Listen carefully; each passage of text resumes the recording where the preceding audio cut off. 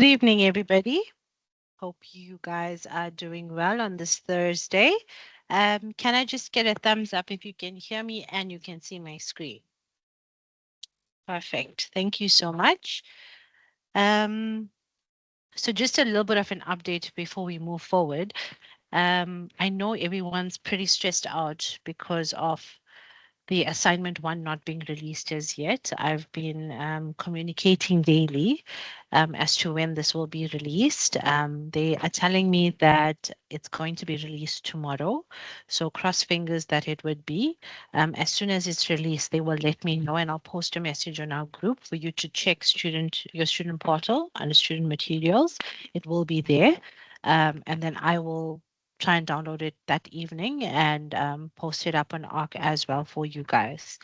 But just so you know, assignments have not yet been released. Okay. Um, you also would have seen, firstly, I want to formally apologize for last week. It was completely my error.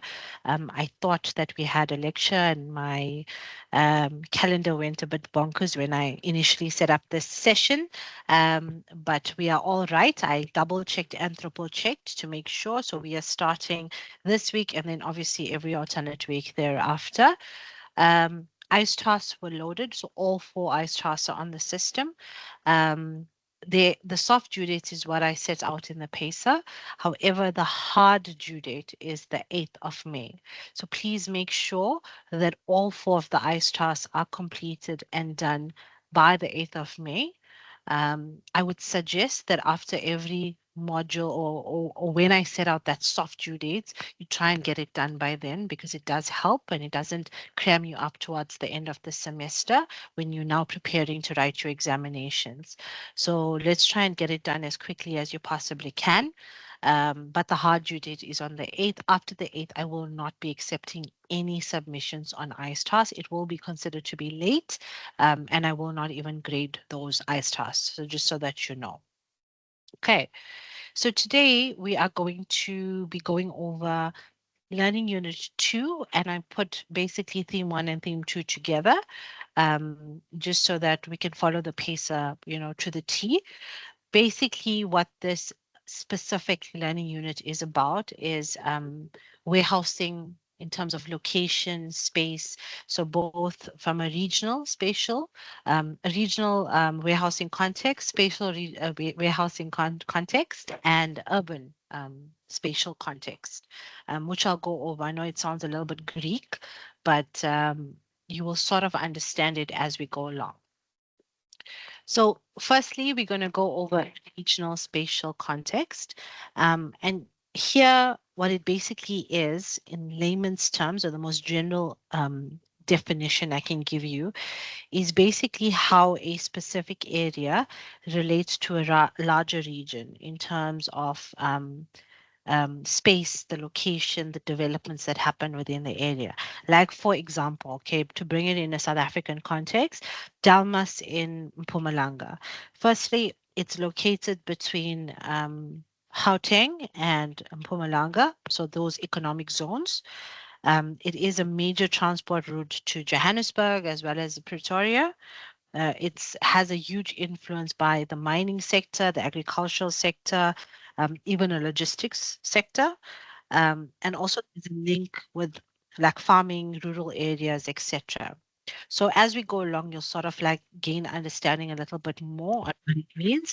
What I discuss here is probably not word for word in terms of what the textbook tells you, but I try and generalize it as much as possible so you can understand it. And then obviously you'd have to relate and read your textbook as well for further information. So when we're looking at regional spatial context, first one is we want to look at the analysis in terms of location. So you need to look at the geographic distribution of warehouses within a specific region, identify where these warehouses are sort of like clustered, whether it's an industrial park, whether it is a transportation hub, or it's a logistics corridor, for instance, like in Durban specifically, the sort of Clearwood Bayhead area is considered to be one of those corridors because of where the port is situated. It's also a big trucking zone. So yes, it's not really very accessible to the general public. And then the sort of like Clearwood area is more for like container storages. That's sort of what they've now developed. Um, so your access to the proximity of warehouses is, whether there's a major highway, whether there's a port, whether there's an airport, whether there's a railroad carrier, a station there, as well as what is the proximity to urban centers, areas where there's huge amounts of population. Okay, so that basically that's what you need to look at. Then we're looking at accessibility and connectivity, um, especially of these specific warehouses to transport networks and the infrastructure of these transport networks. So also, what is the access to the highways and the ports and the airports, etc., as well as the sort of capacity or the quality of the infrastructure, especially from a transport perspective that's sitting in that area.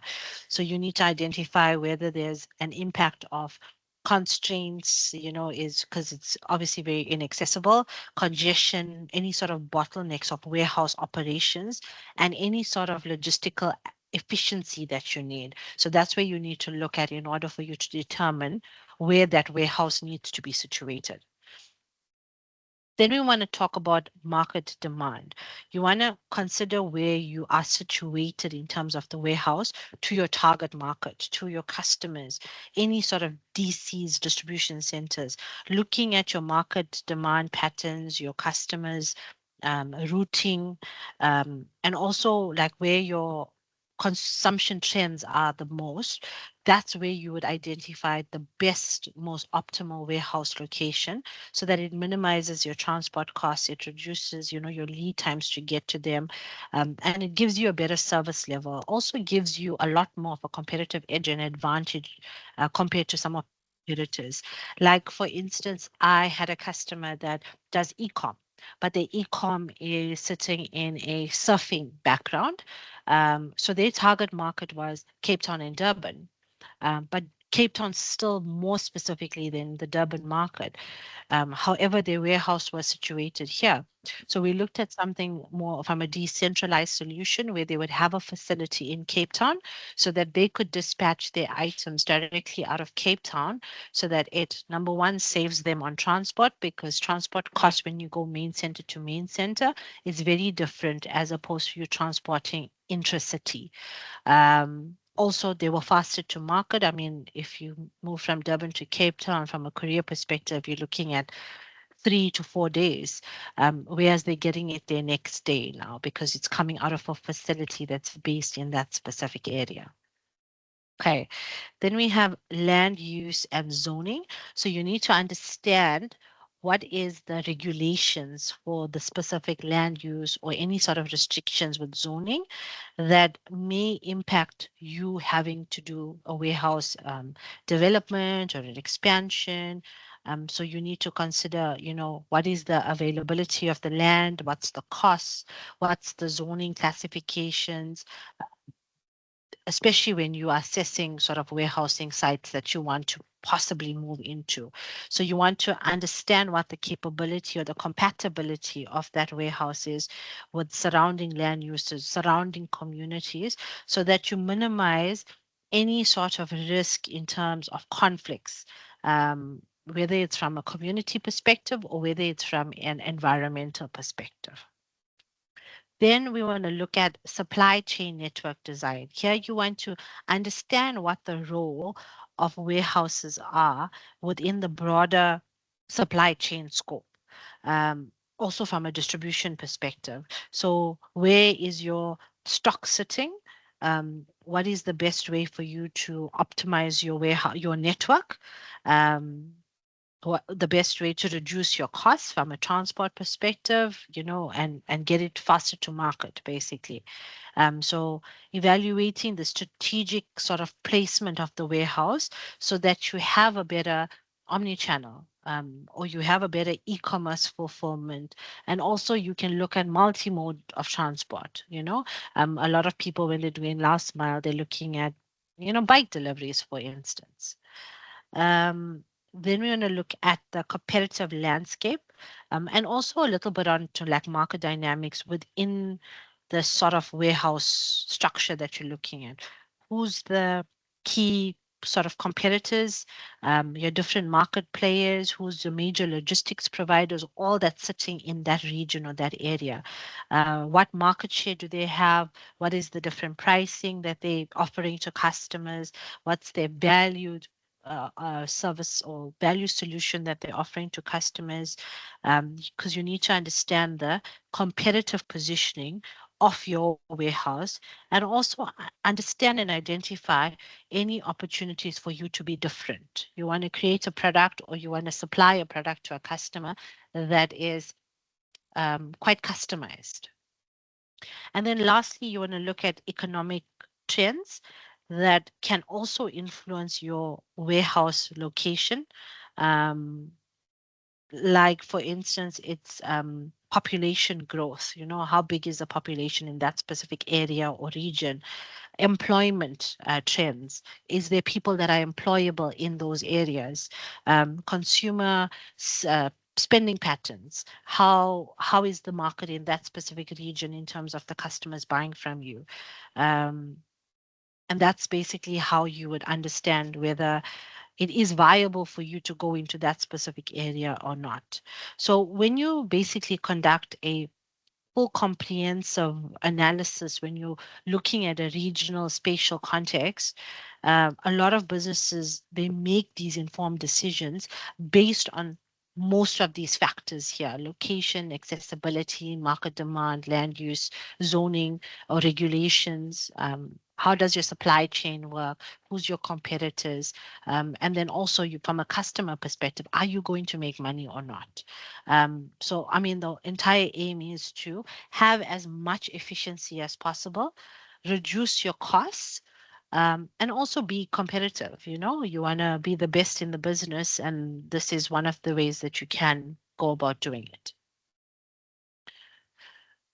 Okay, then we want to touch on a little bit on the value chain in Southern Africa itself. Okay, so also looking a little bit from a region perspective. And if we have to understand it into different factors, you know, what is the economic factor, the social factor, the environmental factor that shapes these value chains in the specific region. So if you look at South Africa specifically, these are most often than not the most common um, value chains in the country. And number one, obviously, being agriculture. So, obviously, from a Southern African perspective, there's a significant agricultural sector, and a lot of the focus is on, you know, your crops, your maize, your wheat, your sugarcane, citrus, those sort of things. I mean, we have a huge export market because of the quality of our products. So the agricultural value chain in the region is, you know, your farming, your processing, your packaging, distribution, all of these, and your farmers and your smallholders, they play quite a big role in that value chain. And some of the challenges, a lot of it is related to access to different markets, your finances, your technology, and all of that. Then we have mining, which is, you know, South Africa is quite rich in your mineral resources, your gold, your diamonds, your platinums, copper, coal as well. And the mining region or the mining value chain in the region, a lot of it is because of exploration or extraction. You know, we want to process the minerals, we want to export it at the end of the day. So the mining factor is a big contributor to our economy itself. But there's also challenges that they face. You know, regulation is quite big, environmental factors, social responsibilities, all of these um, can be a huge portion, you know, or contributor. Then we have the manufacturing industry. So a lot of the manufacturing industry is sitting in like the automotive, you know, like your Toyotas, your VWs, etc. Textile industry, chemical industry, you know, food industry. So the value chain here involves a lot from a production, assembly, quality control, distributing these sort of items.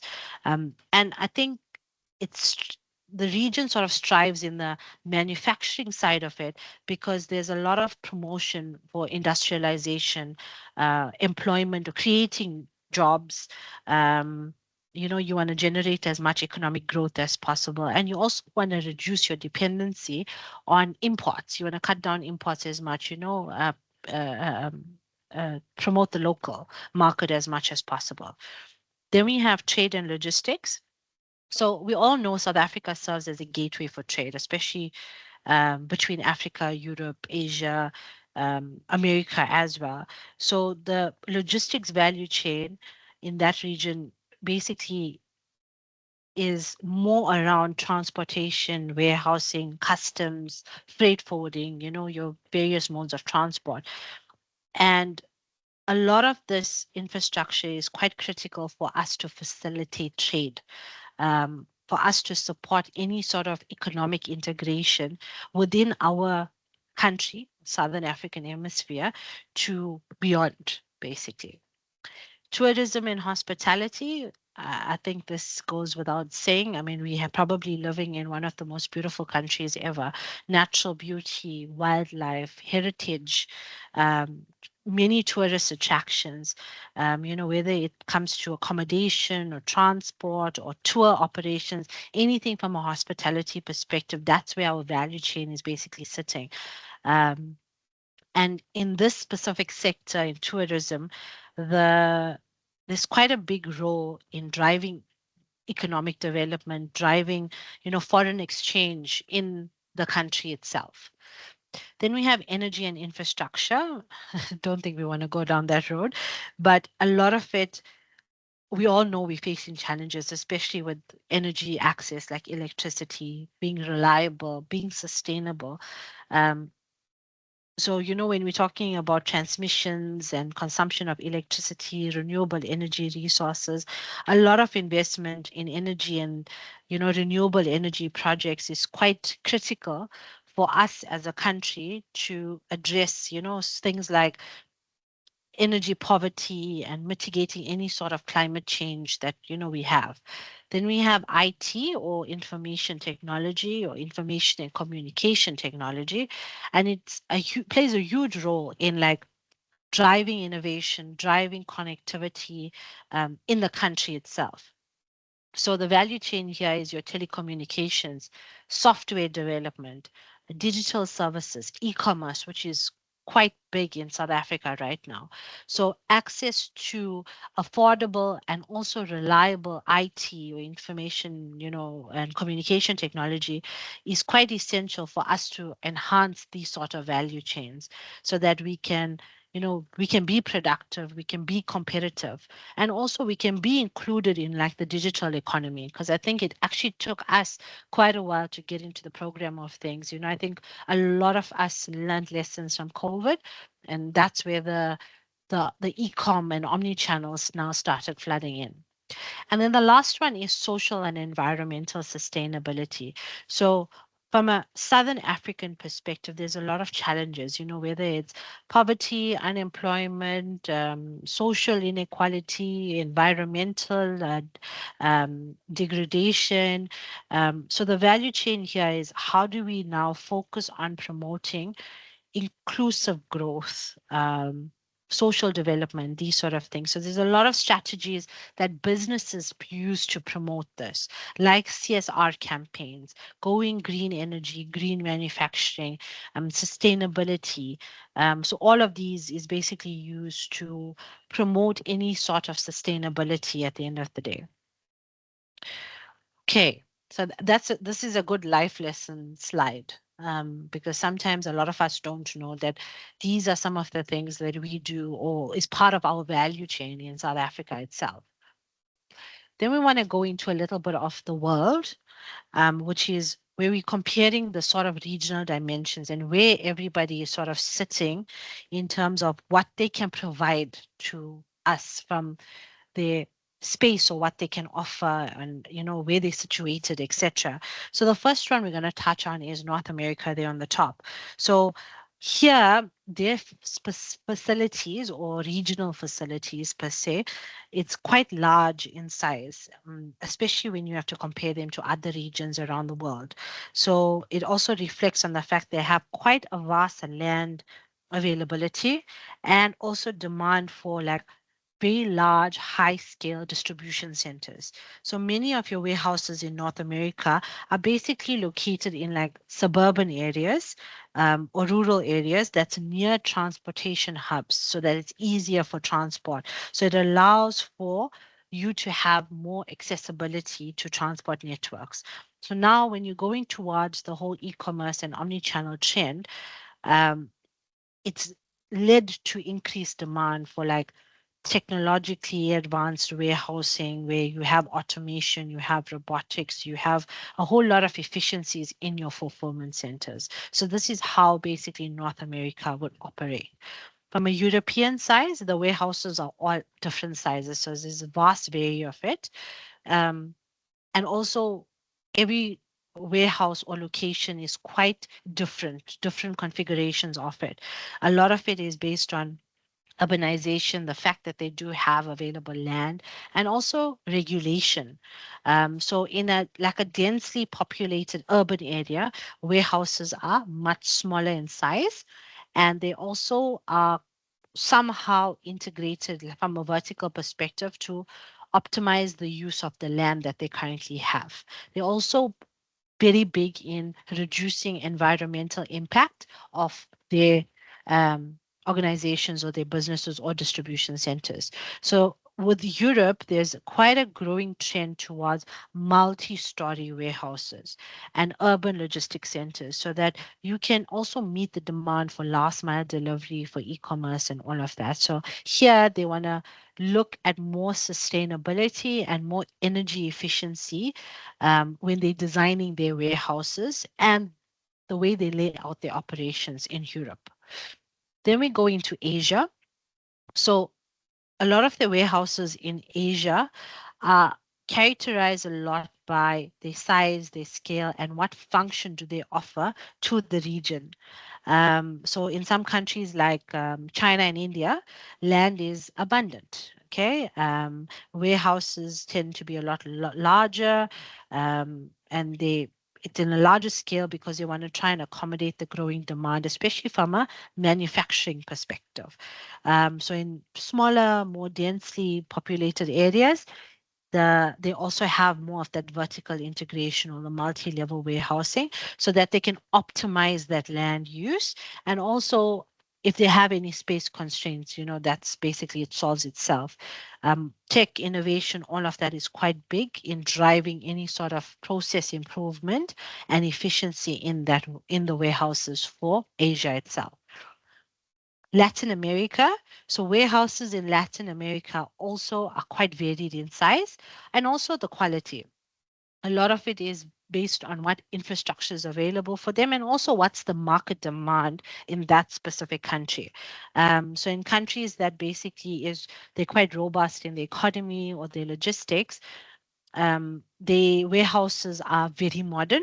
They're very well equipped. They're quite strategically placed, like near a major transport hub or a major transport route. And then in a sort of like a less developed area, there's not very adequate infrastructure. So the warehouses are a little bit smaller in scale. They are a little bit less technologically advanced. So it does lead to a little bit more challenges, especially from the supply chain perspective. And then lastly, it's Africa.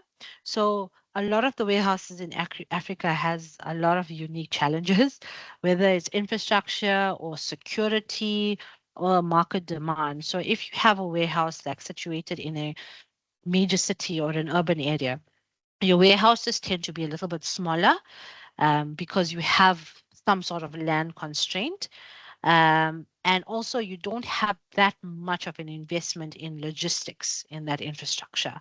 However, in a sort of like high trade activity area, growing economy, there is quite a big increase in demand for modern, more efficient warehousing where you have all your tech that's in there can support your distribution, can support your manufacturing. So there's obviously a development where you have special economic zones or special logistics park that drives investments in warehousing infrastructure in specific regions in Africa itself. Okay, so that basically would just paint the picture of where we're at from a globe perspective. Then we want to look at urban spatial context. So when we're looking at urban spatial context, basically this is the location of the place that you're situated, the, so how it relates to the different semantics of it. So if a warehouse, for instance, there's a warehouse, where's the location? Is it near a highway, or is it near a city? Is it in an industrial area? Why is it placed there, and how does it then function? So that's how you would look at it, but we'll obviously go a little bit more in depth as we go along. And the first one is location. So warehouses in like an urban spatial area is most often than not located very close to transport routes. Okay, so where there's efficiency in terms of movement of goods, maybe near an industrial zone, a manufacturing center, um, maybe near a retailer or specific DCs for different businesses. So it's basically located more in an urban setting.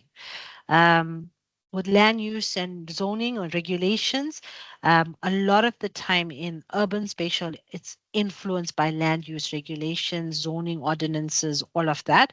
So a lot of times local government may designate specific areas for whether it's an industrial property or a commercial property, and they're going to impose restrictions on the type of warehousing you have and the size of warehousing that's allowed in urban zones specifically.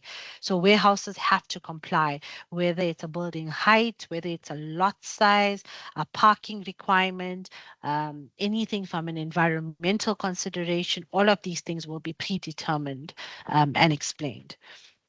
Then we want to look at warehousing design. So a lot of times warehouses in urban areas are very much characterized by efficiency.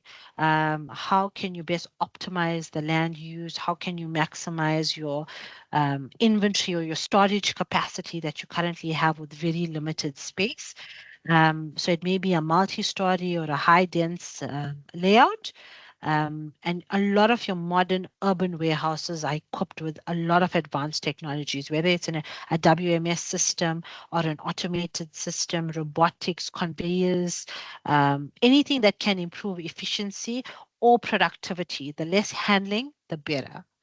Then we have last mile delivery and e-commerce fulfillment. So when we look at urban warehouses, they play quite a big role in making sure that you can get a good, uh, you can facilitate a good last mile delivery, um, and e-commerce as well. So they sort of serve within your supply chain where they are situated very close near residential areas or commercial centers so that they can minimize delivery times as much as possible. So, for instance, if a customer is situated in like 50 to 70 Ks away from a national airport or a logistics provider, it ends up pushing their transit times a whole lot longer because of it may not be serviced every single day. You can't go to that area every day, etc. Then we have transport and access, which is very similar to our last mile delivery point, but here you need convenience, to highways, to roads, public transport routes, anything that can facilitate the movement of your goods and your vehicles in and out of a facility. So urban warehouses a lot of times are also served by rail. They're also served by ocean, so for intermodal transport, so there's a lot of import export happening for container loads. So there needs to be access to ports as well. Environmental consideration. So urban warehouses have to comply with environmental regulations and any sort of sustainability standard that has been considered in order for them to try and mitigate their impact on like surrounding environments, communities, etc. So a lot of times when new businesses are coming up, they try and incorporate green building practices, whether it's from a solar perspective, energy efficient, maybe rainwater harvesting systems, green roofs, anything that can minimize energy consumption, reduce emissions, or also just promote better environmental control. That's sort of where the modernization is coming into play. Then we have integration with urban fabric. Okay, so urban warehouses a lot of times are integrated into the fabric of the city. So you have to coexist with other urban activities, if that makes sense. So you may be surrounded by a residential area or a commercial development or anything from a recreational perspective, whether it's a gym or a mall. So you need to like carefully consider the noise, the traffic, the visual impacts of having yourself situated in an urban spatial context compared to if you were sitting in a regional. Okay, then we want to look at urban structure. So when we're talking about urban structures, it's basically like the physical layout um, of a city or of an urban area. So a lot of it is the arrangement of, what is your infrastructure, what is the land use, what is the transport network, what is the what is all of these factors and the environment that's built in within that urban fabric. So when we're looking at this, we want to talk about the different land use patterns. Okay, so here it's basically a lot of it is characterized by distribution and also the different types of land uses, whether it's residential, commercial, industrial, recreational, all of that. So the land use patterns is basically reflective of the activities within the city and also what sort of land is being allocated for different purposes. Urban land use patterns can be either dense, mixed use, neighborhoods in a city, or it may be, very low density suburban areas on the outskirts. So you need to just understand from that perspective, where are you sitting? Then we got the CBD, which is your central business district, where it's quite commercial, it's quite economic, most times sort of the core of the city. It's very high dense, it's um, tall buildings, a lot of commercial activities with office buildings, your corporate headquarters are there, financial institutions, retail shops, restaurants, all of these things basically sit here. And then we have residential areas, which is your neighborhoods, your housing developments, um, whether it's high-rise apartments or it's single homes, single-family homes in like suburban areas. This is what a lot of the residential areas include a lot of amenities, your parks, your sports centers, schools, community centers, etc. Industrial zones are basically designated areas where manufacturing takes place. And it may have factories, warehouses, DCs, logistics centers, logistics parks, all of that when we're looking at it from a manufacturing or a production perspective. And then the last one is a commercial corridor. And in this space, we're looking at a sort of a linear strip of land along a major transport route, for instance, like a highway or a public road, where your commercial activities are quite concentrated. It may be retail stores, restaurants, entertainment areas, all of that. I know a few places in Durban that has these areas. And basically that's what most of the structures, and that's how you would explain it if you asked that these are how you determine yourself where you should be situated. Okay, then I want to go into a little bit of a definition between land use versus zoning. So when you are doing urban planning or urban development at the end of the day, you need to consider a lot of it with land use and zoning. This is where your regulations are sitting in play. So when we're speaking about land use, a lot of it is the activities of which a land is utilized, whether it is a residential, commercial, so basically all of the structures we spoke about. It defines how different parcels of land are occupied and developed and utilized within a specific area. So when we're talking about land use, it's quite flexible. It's quite adaptable to the changing needs of the market, all of these things. Um, and there is a lot of planning when it comes to land use. You need to understand why that why there was an allocation for that specific route or that specific land from a long-term planning perspective, from a community perspective, environmental perspective.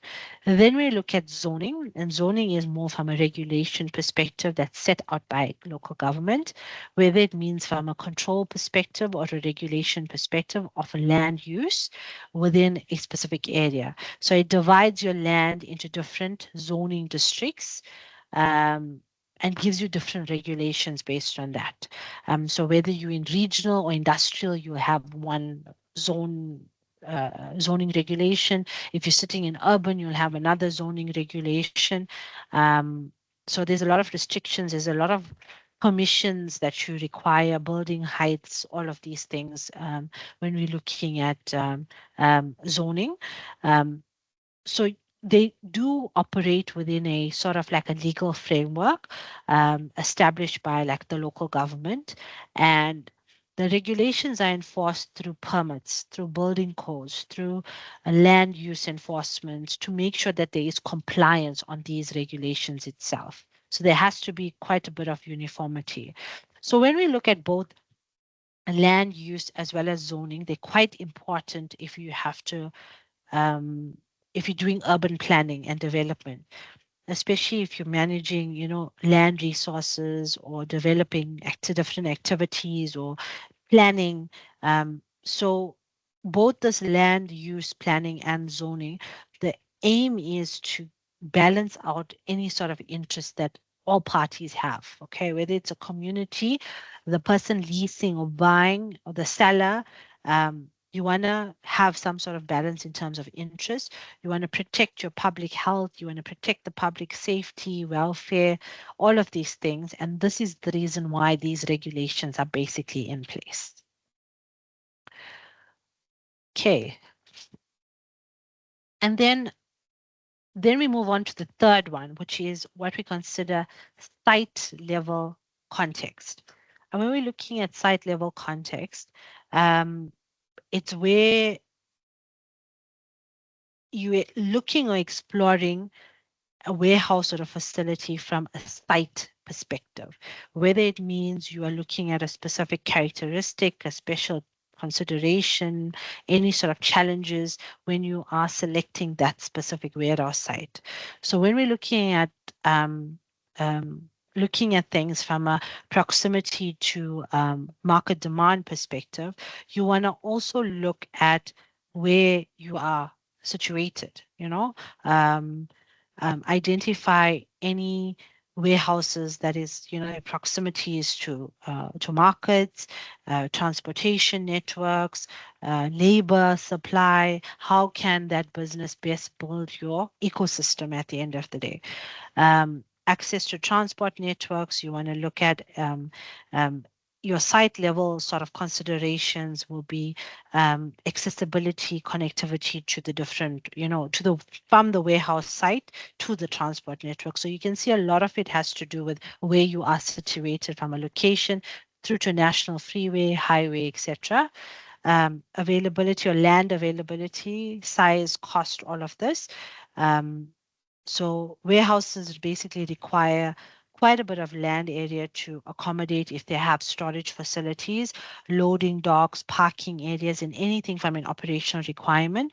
So site level means you are going into this place and you're evaluating the land availability, the size, um, what is the expansion potential? What is the compliance with building regulations? Like I recently had started looking for locations because as a business, we are looking at expanding into a different area in KZN. And I had to now go into a site level context. I had to pick different areas that I wanted to be situated in. And I knew what I was looking for, whether it was roller shutter doors, loading docks, 500 square meters of floor space, whatever that is, that's basically what I'm going in there for. Okay. Zoning and land use or regulations as well. Uh, in this case, it's, it's a lot of to do with compliance, with zoning, with building codes, permits, etc. Infrastructure and utilities. Um, So your warehouse sites obviously require access to infrastructure like electricity, water, sewage, gas, IT or internet. So a lot of the site level considerations is assessing the availability of good utility system. It's supporting your warehousing operations. It's supporting your operational requirements at the end of the day.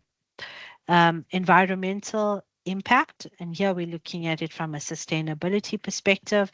The place that you're looking at, it needs to be considered in terms of giving you some sort of sustainability. And then future growth, more from an expansion and a flexibility. What is the adaptation of that specific facility to accommodate your growth, accommodate any change in market conditions, business requirements? Do you have the flexibility of site design, site layout? Infrastructure basically allows for a lot of scalability and a lot of adaptability at the end of the day. So when you're looking at it from a site level perspective, you need to understand all of these various different characteristics, location, infrastructure, zoning, security, how does a community engage with it, any future expansion considerations. So having a comprehensive understanding of these factors does allow a business to make quite an informed decision about that site selection, about that site development, your operations, how can you best optimize your supply chain, how can you best achieve your strategic decisions that you want to make in the next 3 to 5 years? Does it tick the box for that? Um, yeah, and I think that basically comes to the end of our warehousing topic. It's not specifically warehousing, it's more of site and understanding location and understanding what is best suited for different businesses, either from a regional and urban or a site level perspective. The different considerations that you have to make when you are looking at making an informed decision of where to set up a specific warehouse or a specific location. Okay. Is there any questions for me, guys?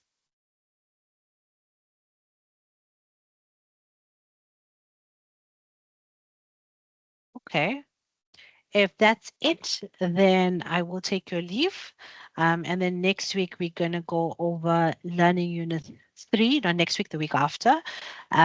If your assignment will obviously be released by our next session. So in our next session, I want to do a national support session prior to us going over content. And I would suggest that everyone makes themselves present, because generally what I'd like to do is I dissect every question in the assignment and sort of give you what I think from a rubric perspective does make sense. So if, for instance, something's out of 15 marks, I will then break it down into what is theory, what is application, how many factors, etc. So I would love to do that in our next session. I'm pretty sure we'll have our assignments by then. And then I'll just do the breakdown prior to that and I'll release it, or we'll discuss it and then I'll release it on ARC. So if there's no questions, you guys have a great night or evening and weekend, and we will chat again in 2 weeks' time. Thank you. Thank you. Thank you.